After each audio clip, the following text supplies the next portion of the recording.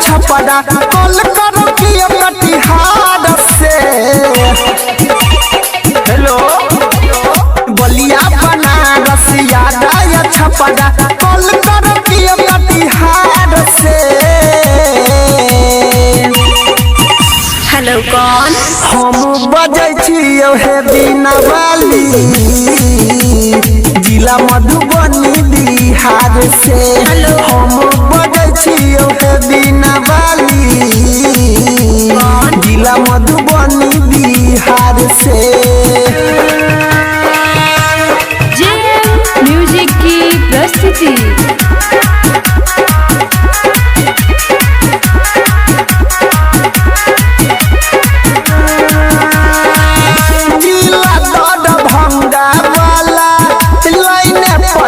मैया गे सीतामढ़ी वाला कहो दिले केहन समैया गे केहन समैया गे। जिला दरभंगा वाला लाइने पर मैया गे सीतामढ़ी वाला कहो दिले केहन समैया गे।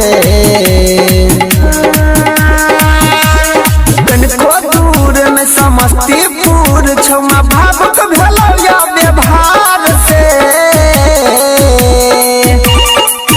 हेलो कौन? हम बजै छियौ हे बिना वाली जिला मधुबनी बिहार से।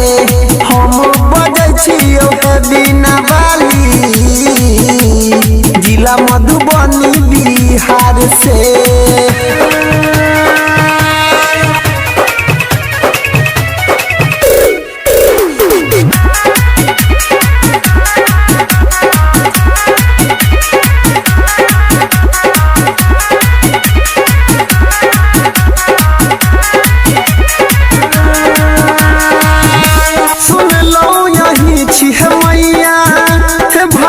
विधाता है बड़ा मुश्किल सब दल मैया आहा के पता है आहा के पता है। सुन लो वही छी है मैया भाग्य विधाता है बड़ा मुश्किल सब दल मैया आहा के पता है।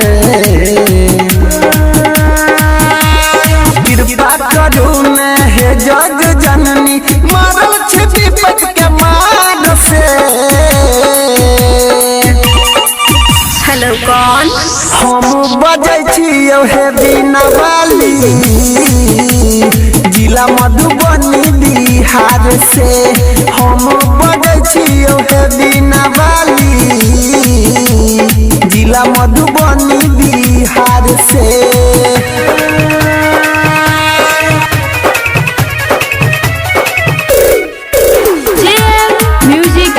प्रस्तुति।